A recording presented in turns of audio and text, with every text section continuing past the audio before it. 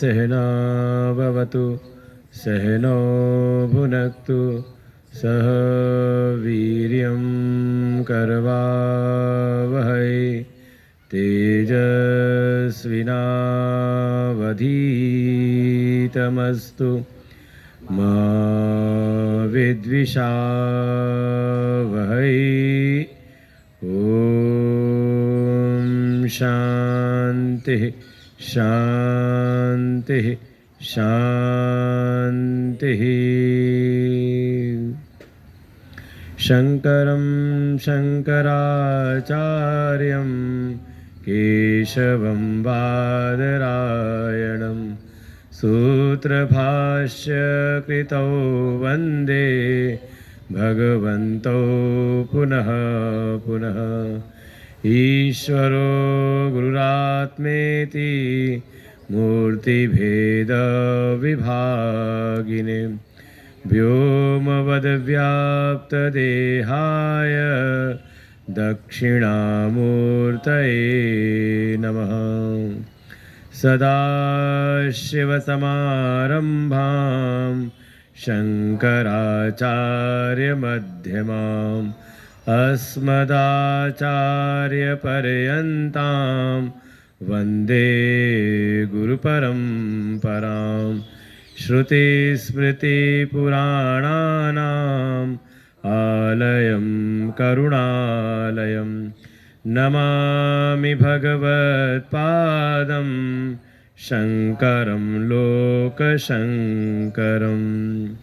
नारायणं पद्मभवं वसिष्ठं शक्तिं च तत्पुत्रपराशरं च व्यासं शुकं गौडपदं महान्तं गोविन्दयोगीन्द्रमथास्य शिष्यं श्रीशङ्कराचार्यमथास्य पद्मपादं च हस्तामलकं च शिष्यं तं तोटकं वार्तिककारमन्यान् अस्मद्गुरुन् सन्ततमानतोऽस्मि। पहले श्लोक से ही पाठ करते हैं, तीन श्लोकों का पाठ। वेदो नित्यमधीयताम्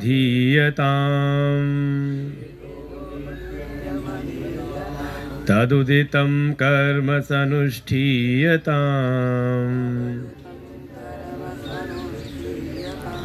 तेनेशस्य विधीयतामपचितिः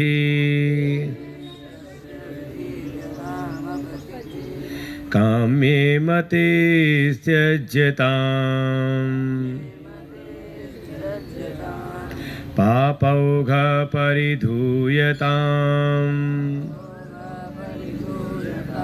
भवसुखे दोषोऽनुसन्धीयताम् आत्मेच्छाव्यवसीयताम् निजगृहातूर्णं विनिर्गम्यताम्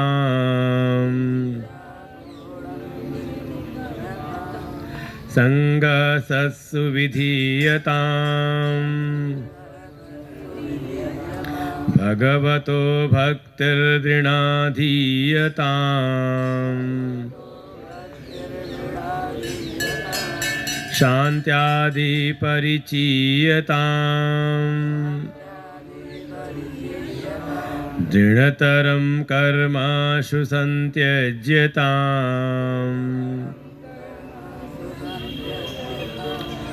सद्विद्वानुपसर्प्यताम् प्रतिदिनं तत्पादुका सेव्यताम् ब्रह्मैकाक्षरमर्थ्यताम् श्रुतिशिरो वाक्यं समाकर्ण्यताम्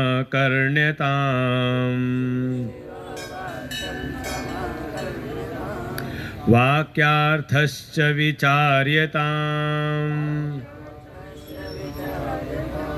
श्रुतिशिरः पक्षसमाश्रियताम्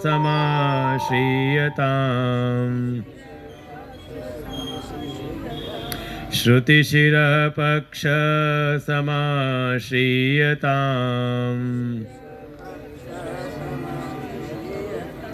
दुस्तर्कासु विरम्यताम् श्रुतिमतस्तर्कोऽनुसन्धीयताम् ब्रह्मास्मीति विभाव्यताम् अहरः गर्भपरित्यज्यताम्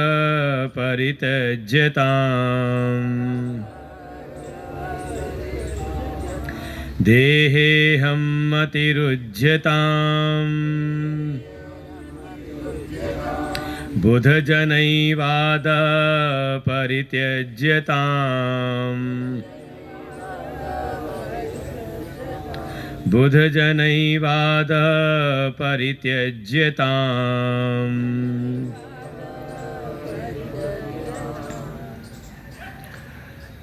आद्य गुरु भगवान शंकराचार्य जी हम समस्त साधकों के कल्याण के लिए जो भी समग्र वेद हैं, वेदार्थ हैं, वेदांत शास्त्र हैं, कथा पुराण आदि की कथाएं हैं, उन सब का जो सार सर्वस्व है, उन सभी शास्त्रों में जो साधना के मूल आयाम बताए गए हैं, उन सब का सार संक्षेप रूप इस ग्रंथ की रचना की, जिसका नाम ही दिया साधना पंचकम।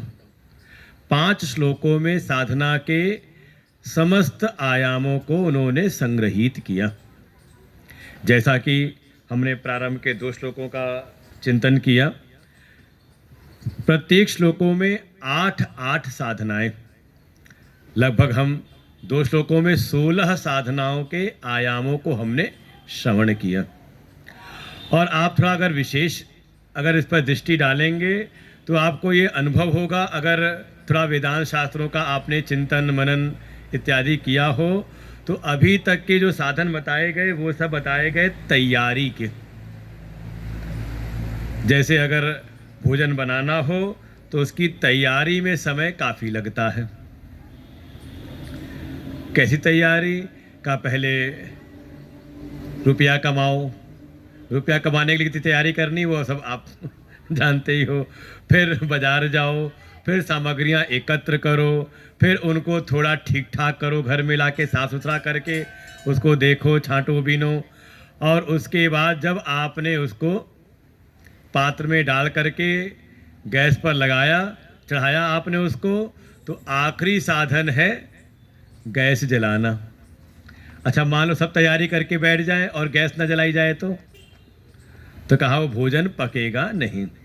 तो जैसे भोजन की तैयारी में बहुत सारे सहकारी साधन थे, लेकिन अग्नि प्रज्वलित करना कहा वो साक्षात साधन था, उसी प्रकार से उस परम तत्व की अनुभूति, उस आत्म स्वरूप की अनुभूति के लिए बहुत सारे सहकारी साधन हैं।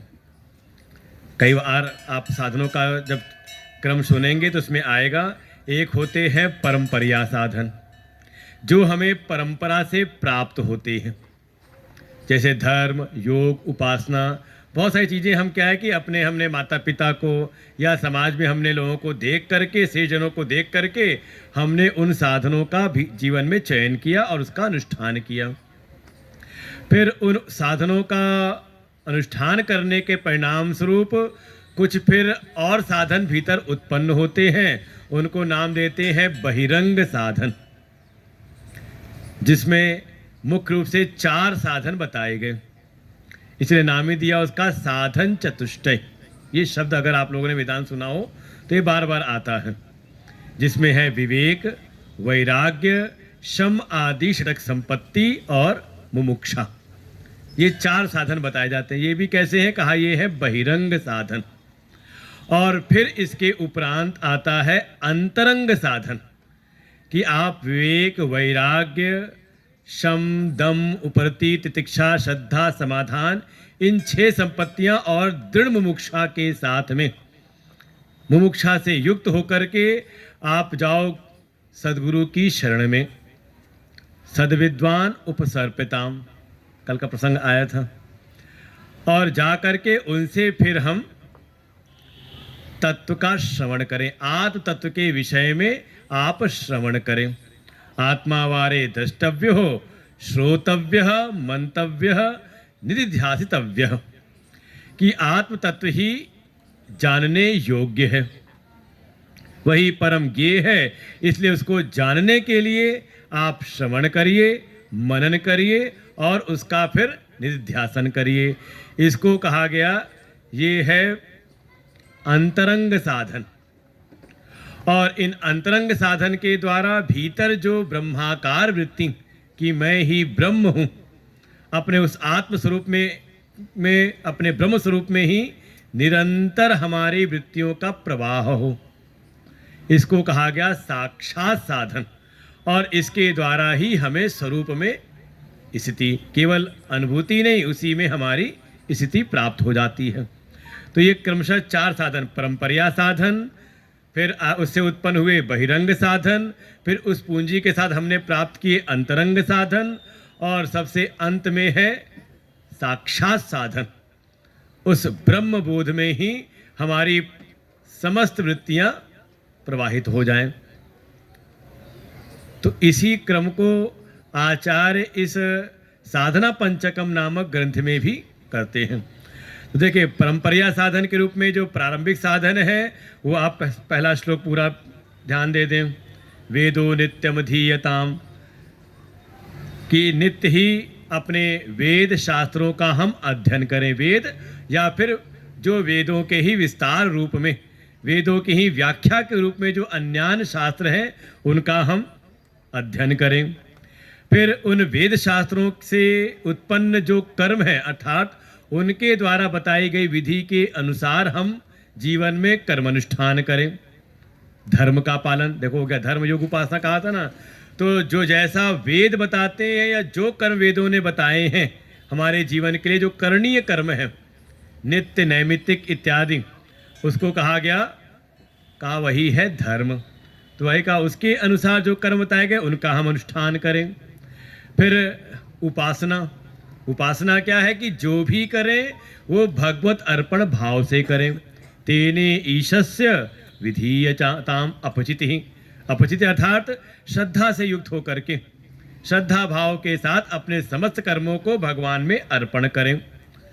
फिर तीसरा चौथा का अपनी कामनाओं और अपनी इच्छाओं का हम त्याग करें। तो ये कर्मयोग की साधना आपकी हो गई। और इसके द्वारा धीरे धीरे भीतर जो भी हमारे पाप की वासनाएं हैं, जो हमें पाप कर्मों में पुनः पुनः प्रेरित करती हैं, उनका हम क्षय करें।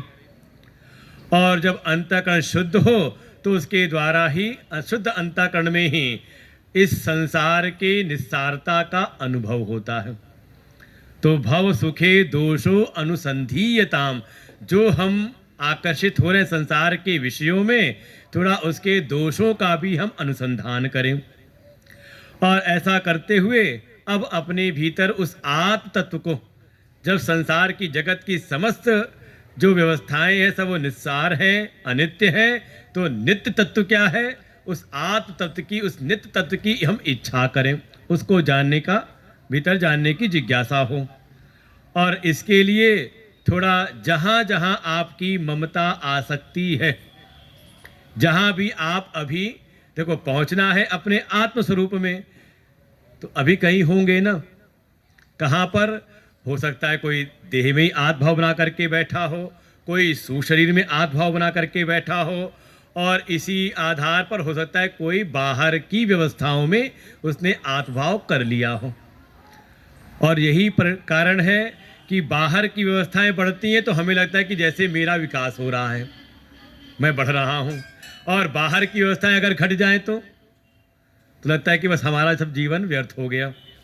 तो जहाँ पर भी आप बैठे हुए हैं, जहाँ पर भी आपने अपने आत्म भाव को स्थित कर रखा है, वहाँ से अपने आत्म भाव को निकाल लें। यही है निज गृहात् तूर्णम विनिर्गम्यताम। अपने जहाँ पर भी हमने अपना आश्रय भाव बना रखा है, जहाँ पर भी हम निवास कर रहे हैं, वहाँ से अपनी ममता को हम त्याग दें। और ऐसा किया तो जब वहाँ से ममता को त्यागा और इच्छा है आत्म तत्व को जानने की, तो कहा वो स्वतः नहीं होगा। शास्त्रज्ञोपि विद्वान स्वातंत्रेण ब्रह्म अन्वेषणम न कुर्यात्। ऐसा शास्त्र और जो आचार्य है वो बारंबार इस बात को संकेत करते हैं। तो अगर आपके भीतर आत्म तत्व को जानने की इच्छा है तो उपाय है आप सत्संग में जाएं। जो सत महापुरुष है, जो सत्य में ही प्रतिष्ठ है, उनकी शरण में जाएं। तो आया फिर 9वां, संगः सत्सु विधीयताम। ऐसा विधान करें कि यहाँ हमें सत्संग की प्राप्ति होती रहे। और उस सत्संग के द्वारा, अब देखो संसार का हम त्याग कर रहे हैं तो मन में एक भावना आती कि हमारे जीवन का निर्वहन कैसे होगा, कोई आश्रय भाव चाहिए ना। बिना अगर आप आश्रय अगर आपको पक्का ना मिले तो संभावना है आप पुनः पुनः वापस उसी चीज में लौट जाते हो।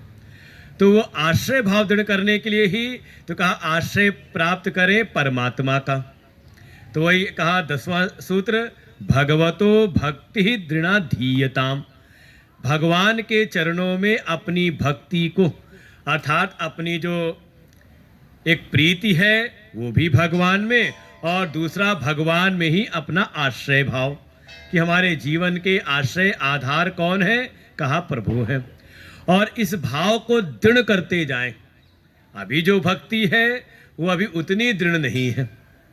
कभी हम भगवत आश्रित हो जाते हैं और कभी हम संसार पर आश्रय बना लेते हैं। अच्छा, कई बार घरों में जो घर के परिवार जो रहते हैं उनको चिंता होती है कि नहीं बच्चे कहना नहीं मानते, बच्चे हमारे अनुसार नहीं चलते। तो क्या हो रहा है कि हमारा कर्तव्य था उनका पालन पोषण करना, लेकिन कर्तव्य निर्वहन करते करते उसी में हम अपना आश्रय भाव बना लेते हैं कि ये हमारे, जब हम असहाय होंगे तो उस समय हमारे ये सहायक बनेंगे, ये हमारे आश्रय बनेंगे।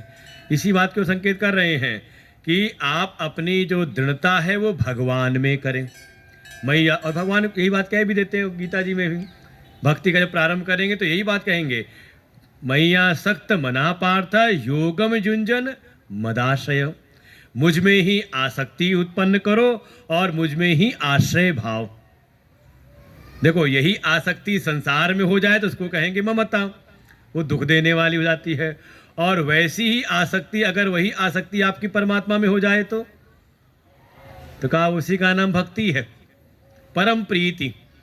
और ऐसी जब प्रीति, जो प्रेम है, जब वो श्रेष्ठ के प्रति होता है तो उसी को हम नाम दे देते हैं भक्ति। और उन्हीं में, क्योंकि जब श्रेष्ठ में हमारा प्रेम है तो उसमें हमारा आश्रय भाव भी दृढ़ होता है। देखो, छोटे से समकक्ष वाले से प्रेम तो होता है लेकिन आश्रय भाव उसमें नहीं बनता। तो जब ये दोनों चीज़ें भगवान में दृढ़ हो जाएं तो हो जाती है हमारी भक्ति भी दृढ़। और ऐसा होने से फिर मन के भीतर एक शांति का अनुभव। देखो, जीवन में कोई प्रबल आश्रय ना हो तो मन अशांत रहता है। हमेशा भविष्य को ध्यान करते हुए भविष्य में हमारा क्या होगा, का भगवान की भक्ति दृढ़ करते हुए अपने भीतर शांति का अनुभव करें। और वो शांति के 6 शांति के गुण जो हैं, मन की शांति, इंद्रियों में शांति, कर्मों में शांति, फिर बुद्धि हमारी शांत होकर के प्रमाण रूप में स्थित हो जाए हमारे वेद शास्त्र में, और साथ ही चित्त में शांति हो जाए, थोड़ा हमारी ध्यान में भी रुचि बने। तो ये सारे जो ये गुण हैं इनको हम पहचानें और पहचान करके जीवन में धारण करें। और जो भी अनावश्यक कर्म है उन सब का हम त्याग करें। जो भी हमने लक्ष्य का निर्धारण किया है उसमें जो सहायक हैं उनका तो अनुष्ठान हो, स्वधर्म का अनुष्ठान हो, और परधर्म जो जीवन में हमारे चले आ रहे हैं का उनका हम त्याग करें। और ऐसा करते हुए सत महापुरुषों का हमारे जीवन में एक निरंतर संग बना रहे। उसके लिए कहा सद विद्वान उपसर्पिताम, अर्थात सद विद्वान जिनको, जो सत में प्रतिष्ठित भी हैं, जो ब्रह्मनिष्ठ भी हैं, और ब्रह्म तत्व का जिनको ज्ञान, शाब्दिक ज्ञान भी है। दोनों बातें हैं, सत में प्रतिष्ठित भी हो और शास्त्रों के विद्वान भी हों, जिससे कि वो हमें मार्ग भी बता सकें और साथ ही उस मार्ग के द्वारा जिस गंतव्य की प्राप्ति होगी उसका भी हमें अनुभव करा सकें। इसलिए दोनों से युक्त जो है, ऐसे गुरु की फिर हम करें उपासना, अर्थात उनकी सेवा, उनका अनुशीलन, उनके द्वारा बताए गए। और इसी बात को कह दिया, तद पादुका प्रतिदिनम तद पादुका सेविताम, प्रतिदिन हम उनकी चरण पादुका की, उनके चरणों की हम सेवा करें। अर्थात जिन आदर्शों में वो स्वयं प्रतिष्ठित हैं उन आदर्शों को अपने जीवन में हम धारण करें। इसका नाम है पादुका की सेवा। ये तो किसी बड़ा अच्छा एक बात एक संत ने कही कि संसार में जो भक्त हैं वो संतों की लात तो पकड़ लेते हैं लेकिन उनकी बात को नहीं पकड़ते। ये सदुकड़ी भाषा में है, तात्पर्य है कि उनके चरणों को तो पकड़ लेते हैं लेकिन उनके जो आचरण है उसको जीवन में धारण नहीं करते। और मैं बार बार इस बात को कह रहा हूं कि चरण स्पर्श करने का तात्पर्य है, चरणों में अपना मत्था टिकाने का तात्पर्य है कि वो जिस आचरण में स्थित हैं वो आचरण हमारी मस्तिष्क में प्रवेश करें, उनका हम अनुशीलन करें। तो एक तद पादुका सेविताम प्रतिदिनम, और ये प्रतिदिन की साधना हो। ये नहीं कि जब गुरु जी के पास गए तो हम हो गए सात्विक और जब अपने वापस जीवन में आए तो हो गए तामसिक। ऐसा ना हो, प्रतिदिन निरंतरता के साथ में हो। और फिर और समझ लें यहाँ तक क्या होगा, ये सब हो गई प्रारंभिक साधना आपकी, ये तैयारी की साधना हो गई, यहाँ तक सब पूरी तैयारी है।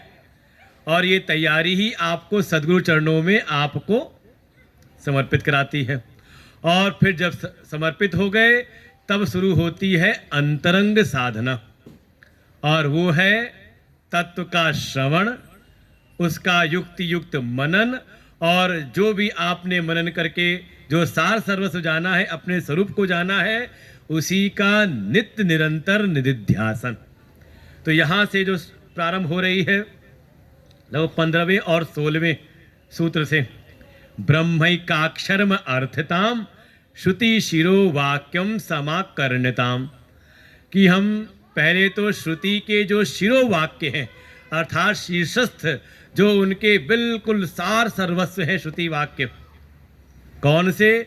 तो श्रुतियों का, वेदों का सार है वेदांत, और वेदांत का भी सार है 4 महावाक्य जो ब्रह्म और आत्मा की एकता का बोध कराते हैं। सर्व वेदांत सारम यत ब्रह्मैकाक्षरम लक्षणम, ब्रह्मैका एकत्व लक्षणम वस्तु द्वितीयम तन्निष्ठम कैवल्यैक प्रयोजनम। यही सारे वेद वेदांत का सार सर्वस्व है, ब्रह्म और आत्मा के एकत्व का बोध, कि ब्रह्म ही आत्मा है, आत्मा ही ब्रह्म है। और यही बात उपदेश कर रहे हैं कि किसके? 4 महावाक्यों के द्वारा। आचार्य के समीप गए तो आचार्य ने एक उपदेशात्मक महावाक्य कहा, तत्त्वमसि, कि वही तुम हो। देखिए गोस्वामी जी भी इसका अनुवाद कर देते हैं, सो तय ताहि तो ही नहीं भेदा, कि वही तू है, तू ही वही है। तो इस प्रकार से जो उन्होंने उपदेश किया तो फिर शिष्य जो है अपने भीतर उसको युक्ति युक्त मनन करता है और उसको अनुभव होता है अहम ब्रह्मास्मि, मैं ही ब्रह्म हूँ। फिर उसी का अनुभव प्रज्ञानम ब्रह्म, जो भीतर जो चेतन है, प्रकृष्ट जो ज्ञान है, जो चेतना है, वही ब्रह्म है। और फिर ब्रह्म तत्व का अनुभव उसको अपनी आत्मा के रूप में, अयम आत्मा जो भीतर अंतरंग प्रत्यक्ष चैतन्य आत्मस्वरूप है, वही पर ब्रह्म है।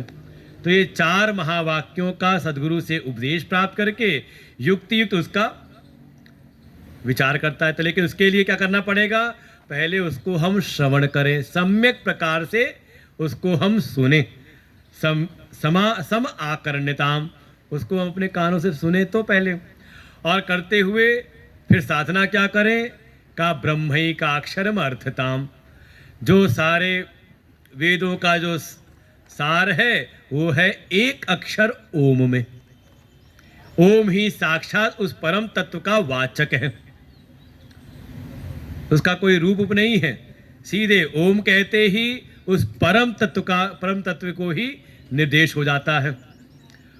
तो उस ओम के भी अर्थ का हम विचार करें। ओम क्या है? तो कहा उसमें 3 मात्राएं हैं, आ उ म।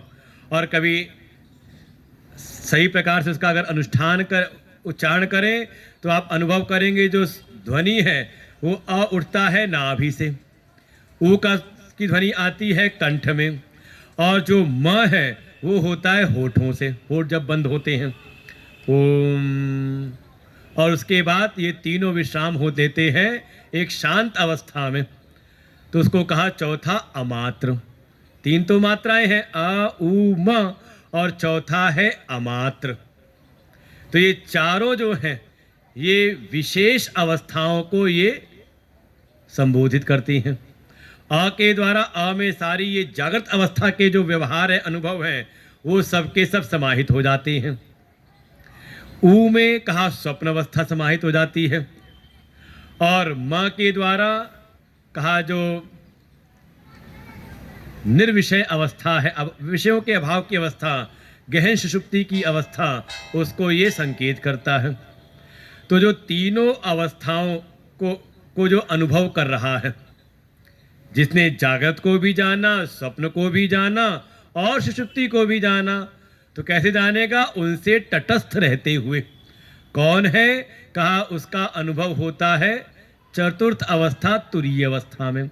समझ ले, तुरीय अवस्था ही तीनों बाहर की अवस्थाओं में समाई हुई है और सबका वो साक्षी रूप से विद्यमान रहती है। ऐसे विस्तार से ओम अक्षर का हम विचार करें। तो यहाँ तक तो हमने कल श्रवण किया था। अब है तीसरा। अब ये समझ लें बिल्कुल वो अंतरंग वाली साधना है।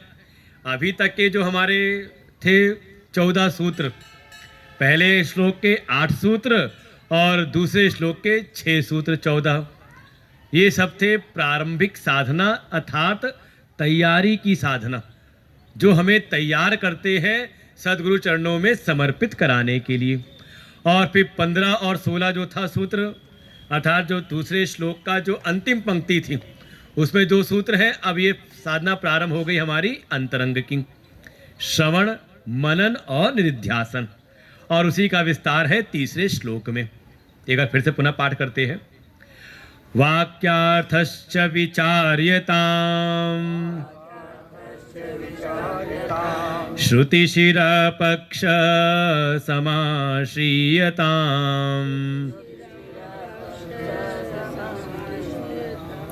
दुस्तर्का सुविरम्यताम्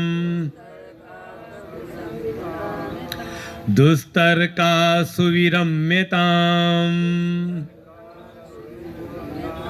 श्रुतिमतस्तर्कोऽनुसन्धीयताम् ब्रह्मास्मीति विभाव्यताम् अहरह गर्व परित्यज्यताम् देहेऽहं मतिरुज्यताम् बुधजनैवाद परित्यज्यताम् बुधजनैवाद परित्यज्यताम्। अब उसी जो 15वें 16वें सूत्र में जो प्रसंग प्रारंभ किया अंतरंग साधना का, उसी को आगे विस्तार करते हैं। पहले कहा वाक्यर्थश्च विचार्यताम्, जो वेद के सारभूत जो 4 महावाक्य हैं, वाक्य ऐसे वाक्यों के अर्थ का हम विचार करें तो कौन से वाक्य? कहा जो वेदों के 4 महावाक्य हैं। ऋग्वेद का जो महावाक्य है वो है प्रज्ञानम ब्रह्म। दूसरा यजुर्वेद का महावाक्य है अहम ब्रह्मास्मि। सामवेद का महावाक्य है तत्त्वमसि, और अथर्ववेद का महावाक्य है अयम आत्मा ब्रह्म। इन 4 महावाक्यों के अर्थ का हम विचार करें, जो उसके पद हैं उन पदों के अर्थ को, इसको कहते हैं पद के पदार्थ का चिंतन करें। तो जैसे पहल एक है उपदेशात्मक तत्त्वमसि, तो उसमें 3 पद हैं, तत् त्वम असि।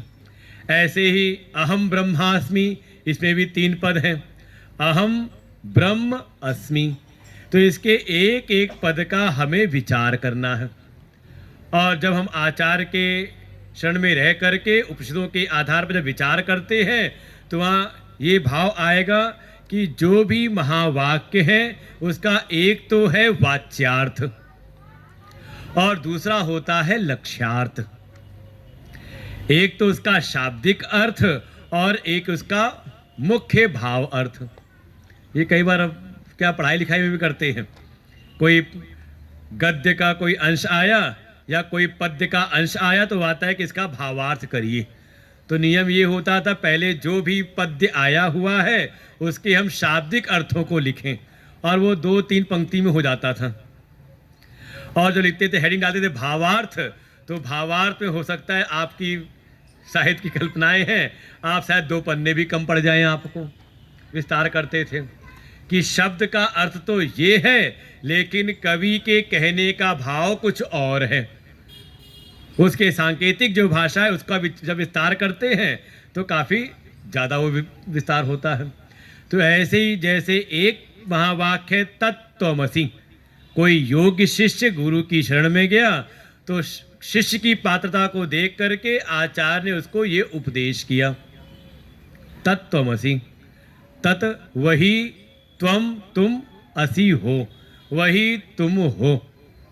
अब इसका देखा जाए तो इसका ये वाच्यार्थ क्या है कि जो सुनने वाले लगता है कि वो कह रहे हैं जो ईश्वर है, तत्पद का जो वाच्यार्थ है वो है ईश्वर, और उसका जो त्वम पद है उसका वाच्यार्थ सामने जो बैठा जीव है, और तीसरा है असि, एकत्व का बोध कराने वाला।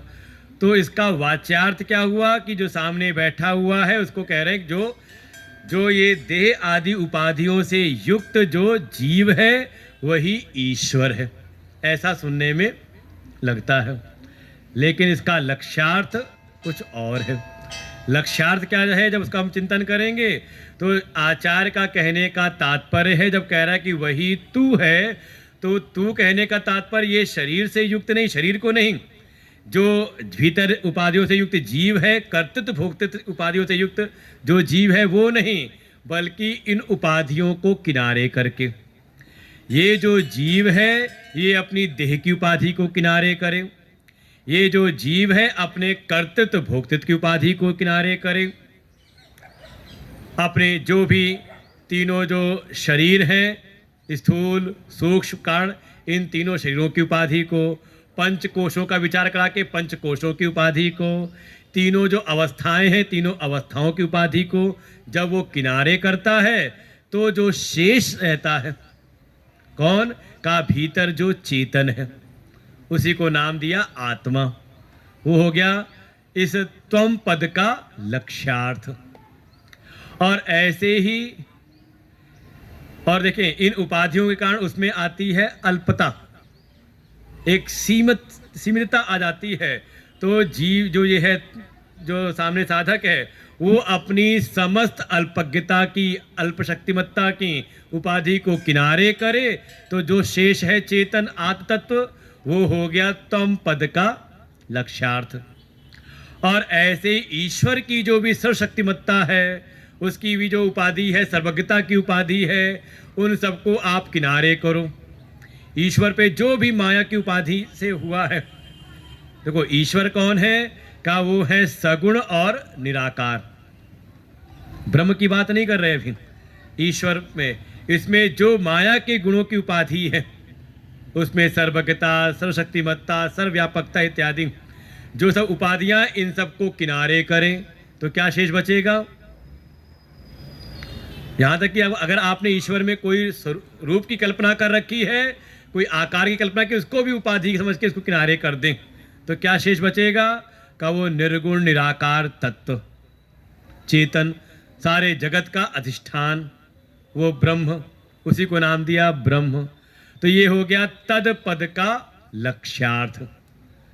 और ये जब दोनों को हमने लक्ष्यार्थ को जाना, अब इसके एकत्व का बोध कि जो ये ईश्वर की सर्वज्ञता, सशक्तिमत्ता आदि उपाधियों को किनारे करके माया उपाधि से रहित जो शेष वो चेतन तत्व है वो, और जो अपना चेतन तत्व है जिसको हमने आत्मा रूप में जाना था, ये दो नहीं बल्कि दोनों एक हैं। ऐसा इन वाक्यों का विचार करें। वाक्य अर्थश्च विचार्यताम। जो भी महावाक्य हैं उनके वाच्यार्थ ही नहीं बल्कि उनके लक्ष्यार्थ का हम विचार करें। और विचार करने के उपरांत श्रुति शिरः पक्षः समाश्रीयताम। श्रुति शिरा, श्रुति माने वेद, क्योंकि ये पहले श्रुति परंपरा से आए थे। वेदों का ही एक नाम है श्रुति। हम कई बार कहेंगे श्रुति भगवती, ऐसे नाम संबोधित करते हैं, अर्थात जो श्रवण परंपरा से हमें प्राप्त हुए हैं। और उस श्रुतियों में भी जो शिरः, सिर माने जो सर्वोच्च उच्च स्थान पर है, तो जो उनके शिरः पक्ष है उसका हम आश्रय लें। तो श्रुतियों का जो शिरः पक्ष है, जो श्रेष्ठ पक्ष है, वो है ब्रह्म तत्व। वेद जो है वो ब्रह्म तत्व की प्राप्ति कराने के लिए है। उस ब्रह्म तत्व का हम आश्रय लें। तात्पर्य ये है ब्रह्म पर हम आश्रित हो जाएं। तो श्रुति शिरा पक्ष समाश्रीयताम।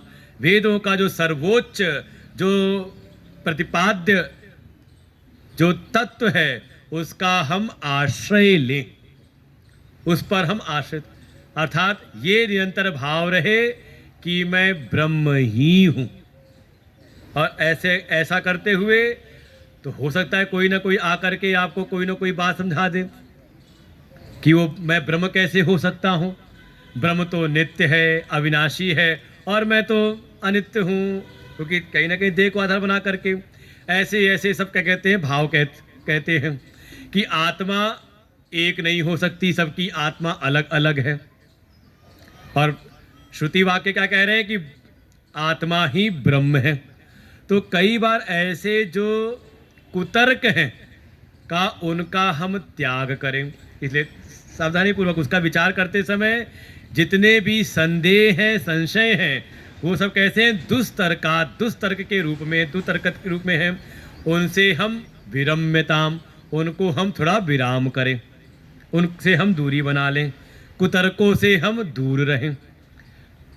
तो कैसे दूर होंगे, कहा थोड़ा श्रुति मत का और अच्छी प्रकार से हम युक्ति युक्त मनन करें। देखो इसीलिए कई बार क्या है कि केवल अगर आप श्रवण करेंगे तो श्रवण करके आप श्रद्धा पूर्वक उसको बात को आपको मान तो लिया आपने, लेकिन जैसे ही समाज में गए और कहीं कुतर्कों के समाज में चले जाएं तो हो सकता है आपकी बात को अपने कुतर्कों से काट दें। और जैसी कुतर्क दे के काट देंगे, अरे कितनी बात तो यही है। मान लो हम उपासना के कर्म में लगे हुए हैं और उपासना के लिए हमने आधार बनाया मूर्ति को, और आ करके कोई आपके उस उपासना का खंडन करने लगे और ऐसी कुतर्क देते हैं कि देखो देखो भगवान को भोग लगाया था, चींटी आकर के भगवान पर चढ़ रही है, उसको भोग खा रही है। कहीं चूहा आया, चूहा उनका कुछ खा गया तो उनको चढ़ के चला गया।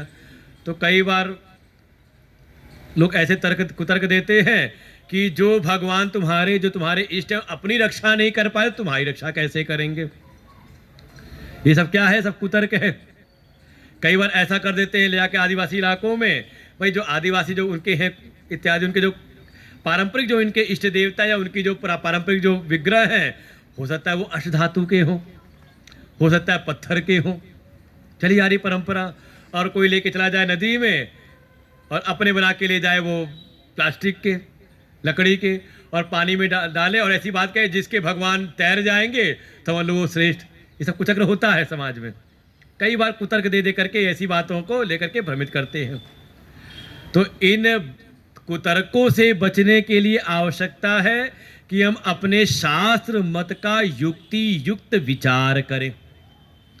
उसको श्रद्धा से हमने स्वीकार तो किया, सुन करके स्वीकार कर लिया, लेकिन साथ ही साथ उसका हम नित्य मनन भी करें इसी को अगला सूत्र दिया, श्रुति मतः तर्कः अनुसंधीयताम। जो भी हमारे वैदिक शास्त्र हैं सब तर्कतः सिद्धांतों का प्रतिपादन करते हैं। हर एक प्रक्रिया, हर एक क्रिया भी अगर वहां बताई गई है तो उसका कोई ना कोई एक लॉजिक है, न्याय संगत है, न्याय से युक्त है, तर्क से युक्त है। आवश्यकता है उसको हमें समझने की, हर एक चीज को समझ लें। और जो हमारे यहाँ का ज्ञान कांड है वो तो है ही हमारे भीतर के संशयों को मिटाने के लिए, और वो सब के सब तर्कतः वहाँ पे विचार किए गए हैं। कभी आप उपनिषद और श्रीमद् भगवद गीता पर जो आदिगुरु भगवान शंकराचार्य जी के जो भाष्य हैं, कभी आप उनका अध्ययन करो तो देखिए वहाँ पर कई बार आपको मिलेगा पूर्व पक्ष और उत्तर पक्ष। वहाँ पे कुछ शब्द दिखेंगे, पू पक्ष, पू प करके लिखा होगा शॉर्ट में बिंदी लगा करके, और ऊ प। तो तात्पर्य है कि एक कोई सिद्धांत जब आचार्य ने स्थापित किया तो किसी और जो विपरीत मत वाले हैं, विमत वाले हैं, उसने वहाँ पर कोई ना कोई संदेह खड़ा कर दिया, कोई ना कोई आपत्ति खड़ी कर दी, तो तुरंत आ जाएगा फिर उत्तर पक्ष। भगवान आचार्य स्वयं उसमें उन कुतर्कों का समाधान देते हैं। तो सारे जो सिद्धांत हमारे सब तर्कता हैं। तो वही बात कह रहे हैं कि इसकी आवश्यकता हमारे लिए भी है कि केवल सुनकर के उसको मान ही ना लें, बल्कि थोड़ी अपनी साधना को और बढ़ाएं, श्रुति के मत को थोड़ा तर्कतः अपने जीवन में प्रतिष्ठित करें। क्योंकि आपने तर्कता युक्ति उसका भीतर मनन नहीं किया तो संभावना हो सकती है कभी कोई आकर के आपको डिगा दे। इसीलिए हमारे यहाँ एक न्याय है, उसको कहते हैं स्थाणु खनन न्याय। जैसे कभी खूंटा गाड़ना हो भैंस बांधने के लिए, गाय तो बन जाती है हल्के फुल्के खूंटे में भी, लेकिन भैंस बांधनी हो तो जो भैंस बांधने वाले हैं उनको पता है पहले खूंटे को गाड़ेंगे, खूब बढ़िया उसको ठोक ठाक करके उसको मजबूत करेंगे, और जब गाड़ लिया ठीक ठाक हो गया तो सीधे भैंस नहीं बांधते, एक बार खुद उसको हिला करके देखते हैं, और हिलाया और हिल गया तो कहा फिर उसको कहते कूटते हैं, उसको ठोकेंगे, बगल में उसके रोड़ी ओड़ी और कूटते हैं, उसको मजबूत करते हैं, और फिर कर लिया उसको ठोक ठाक के सही कर लिया तो फिर भैंस नहीं बांधेंगे, कहा फिर हिलाएंगे। तो कई बार हिला डुला करके जब तक पक्का नहीं कर लिया तब तक भैंस नहीं बंधती उस पर, क्योंकि अगर हल्का रहा और भैंस बांध दी तो आप तो लग गए अपने काम में, खूंटा उखाड़ के चल देगी वो। तो ऐसे ही थोड़ा बारंबार युक्तियों के साथ में इसका मनन करते रहे। अगर आपने अच्छी प्रकार से मनन नहीं किया तो कोई ना कोई संदेहास्पद वृत्ति आकर के, कहीं ना कोई संशय आकर के आपके उस खूंटे को उखाड़ करके आपको पुनः संसार में ले जाएगा, विषय भोगों में रत करा देगा। इसलिए आवश्यकता है मनन की।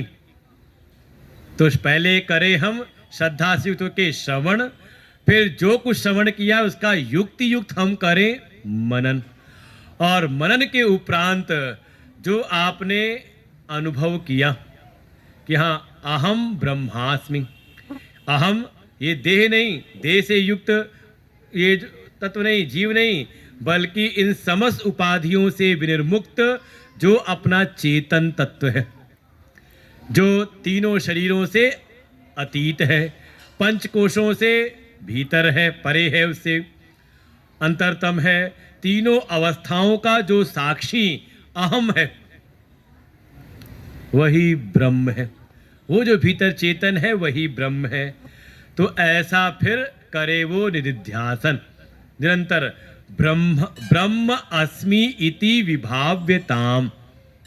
अब वो इस बात का फिर भीतर भावना करे, इसे कहते हैं अखंडाकार वृत्ति चलाए, ब्रह्माकार वृत्ति हो जाए, उसकी हर एक वृत्ति ब्रह्म से युक्त हो जाए कि हाँ मैं ही ब्रह्म हूँ, अहम ब्रह्मास्मि। देखो यही महावाक्य आ गया।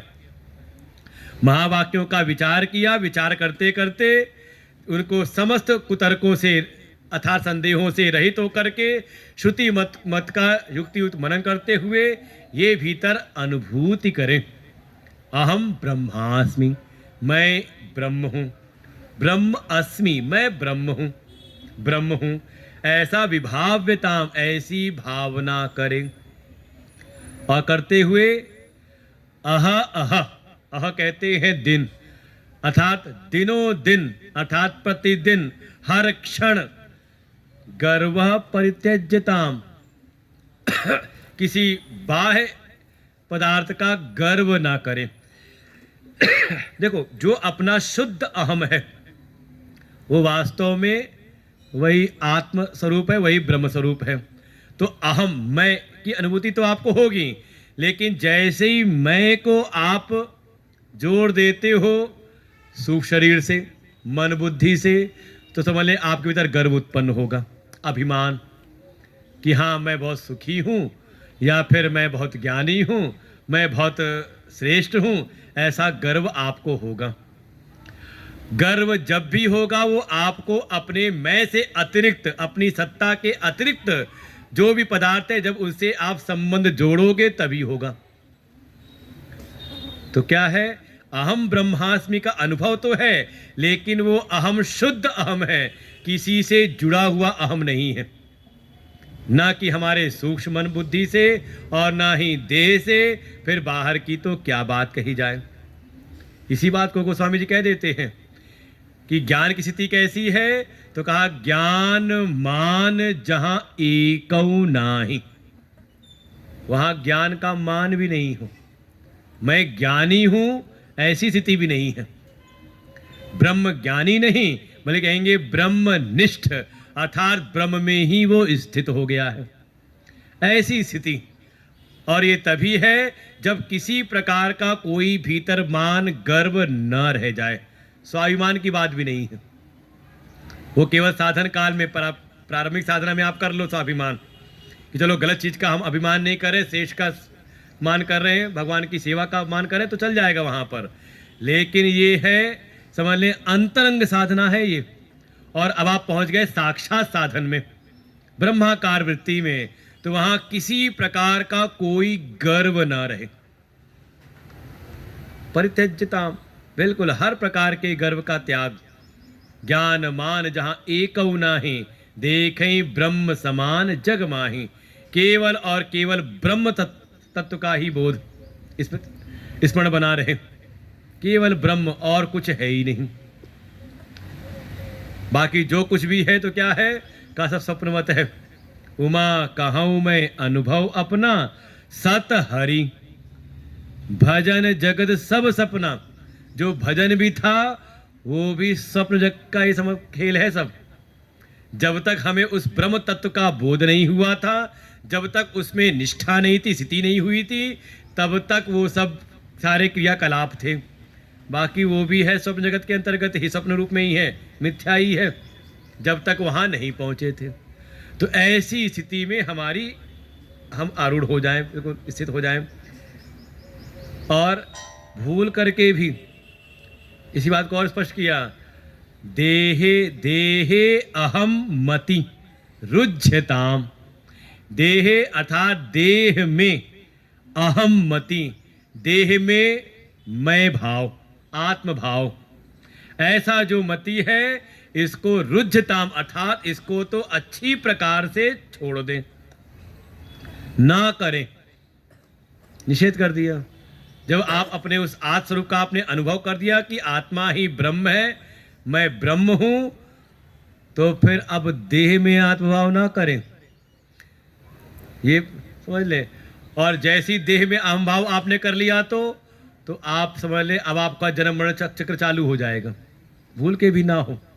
अरे भागवत जी में तो सुखदेव जी अंतिम उपदेश यही करते हैं राजा परीक्षित को, राजन तम तुम मरिष्येति पशुम बुद्धिम इमाम जही। ये अंतिम उपदेश कहा किया है कि हे राजन, ये जो तुम्हारे भीतर ये बुद्धि बनी है कि मैं मर जाऊंगा, तक्षक काटेगा और तक्षक के डंस से मैं मर जाऊंगा।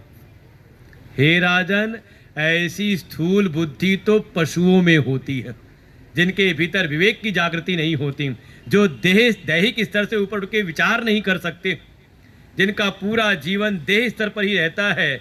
इसलिए इसको कहा जो केवल दैहिक स्तर पर विचार कर रहा है तो वास्तव में वो क्या है, कहा पशुत्व के समान है, उसकी बुद्धि पशुत्व वाली बुद्धि है। हे राजन, इसका आप त्याग कर दीजिए। आप देह नहीं हो, बल्कि देह की सत्ता जिससे है, जिसके लिए देह है और जिससे देह है, आप वो परम तत्व हो। अपने उस आत्म तत्व में आप स्थिति प्राप्त करो। तो भूल करके भी देहे अहम, देह में अहम भावना अगर हो रही है तो इसका आप त्याग करो। आप उसके साक्षी हैं, इसका आप संरक्षण करो, ध्यान रखो शरीर का, लेकिन इसमें आसक्त ना हो, इसमें आत्म भावना करो। ये भावना है कि देह अच्छी हुई तो हमें लगा मैं अच्छा हो गया, इससे ये जुड़ के भावना बने, गर्व ना हो इस चीज का। और ऐसा करते हुए 24वां सूत्र देते हैं, जब इस ज्ञान के मार्ग में आप आगे बढ़ रहे हैं तो अपनी साधना के लिए आप युक्ति युक्त मनन चिंतन करो, लेकिन कभी कोई बुद्ध जन मिल जाए जो बोध को प्राप्त हो चुके हैं। देखो, इसीलिए एक महापुरुष है, उनको जब बोध हुआ तो बुद्ध हो गए, ज्ञान में जग गए, तो उनको नाम दिया महात्मा बुद्ध। नाम था उनका सिद्धार्थ, गौतम सिद्धार्थ इत्यादि नाम था, लेकिन प्रसिद्ध क्या हो गया? बुद्ध।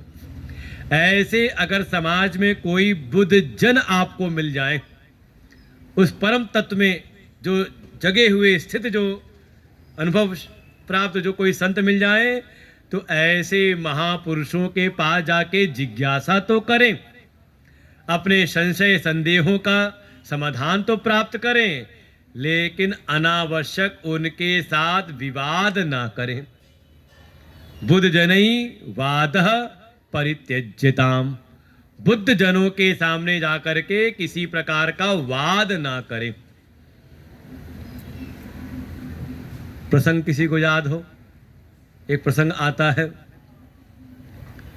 रामचरितमानस में, कभी उत्तर कांड को पढ़ें, जब कथा सुनाते हैं काकभुसुंडी जी अपनी आत्मकथा, तो वहाँ यही बात सुनाई थी कि कई जन्मों के बाद जब वो पहुंच गए दुर्वासा लोमश ऋषि के पास में, और लोमश ऋषि उनको उनकी साधना, उनकी पात्रता के अनुरूप उनको जब अद्वैत की बात सुनाते हैं, और ये जो है ये अपने पूर्व संस्कारों के आधार पर द्वैत की बात को पकड़ के बैठे रहते हैं।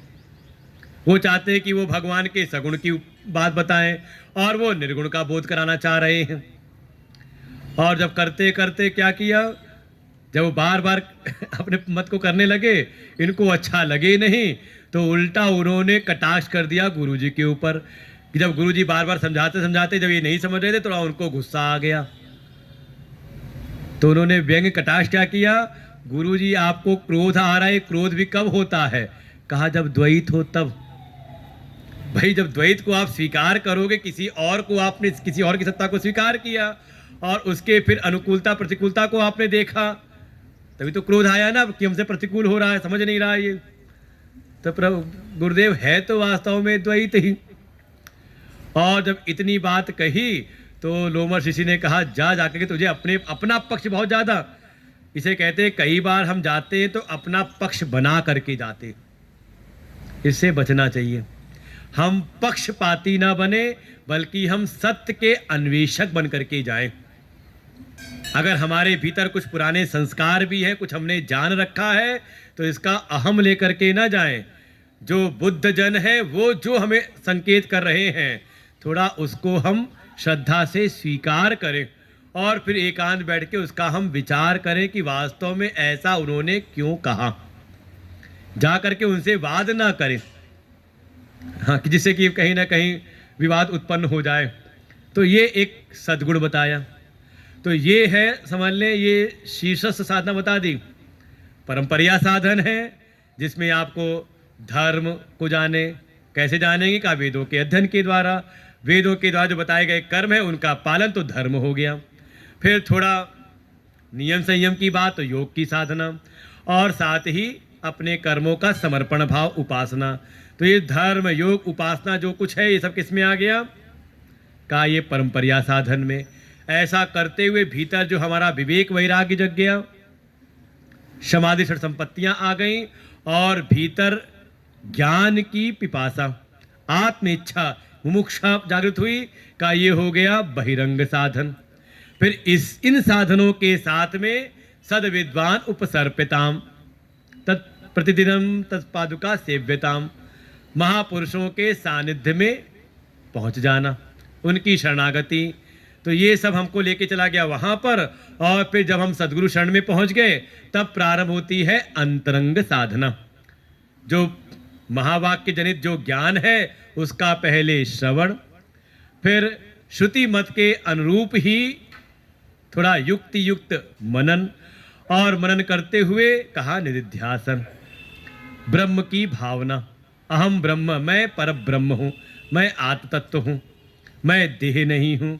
ऐसी नित्य जो भावना है यही हमें लेके जाता है साक्षात साधन में। तो यहाँ पर लगभग आचार्य ने जो मुख्य उपदेश था वो यहाँ पर विराम दे दिया। अब इसके बाद अगर मान लो इस साधना में हम लगे हुए हैं और हमें ऐसा लगे कि अभी वो सफलता हमें प्राप्त नहीं हुई, तो फिर क्या करें? तो शायद हो सकता है जीवन में कहीं ना कहीं कोई ना कोई त्रुटि हो रही है, या फिर ऐसी साधना में आरूढ़ अगर हम हो जाएं तो अब हमारा जीवन व्यवहार कैसा हो। तो अब आगे उसकी बात भी कह रहे हैं कि ज्ञान के उपरांत कैसा जीवन हो, तो उसके लिए, या इस ज्ञान में अच्छी प्रकार से हम स्थित रहें उसके लिए, जैसे भी आप समझना चाहें इसको। जैसे शास्त्रों में भी आता है ना कि जो ज्ञान को प्राप्त हो चुके हैं उनके क्या लक्षण हैं। अर्जुन ने पूछ लिया कि जो जिनकी प्रज्ञा उस परम तत्व में स्थित हो चुकी है उनको हम कैसे जाने, उनके लक्षण क्या है। तो ऐसा भगवान अब आगे उसका भी उपदेश करते हैं। तो हम लोग कल तो नहीं परसों सुनेंगे, कल सुबह की क्लास की छुट्टी है। तो छुट्टी का है मतलब कल यहाँ पे बैठ करके आप लोग अपना स्वाध्याय चिंतन भी निरंतर नित्य के रूप से, क्योंकि गिने चुने लोग ही हैं यहाँ पर। तो कल जैसे प्रियांक का भाव था कि इसको हम अपना स्वाध्याय कर लेंगे, वैसे मैं रोज़ इसलिए करा देता हूँ। पहला श्लोक पढ़ाया, अगले दिन आए दूसरे श्लोक पर, तो उन्हें पहले श्लोक को भी रिवाइज कर दिया दूसरे दिन।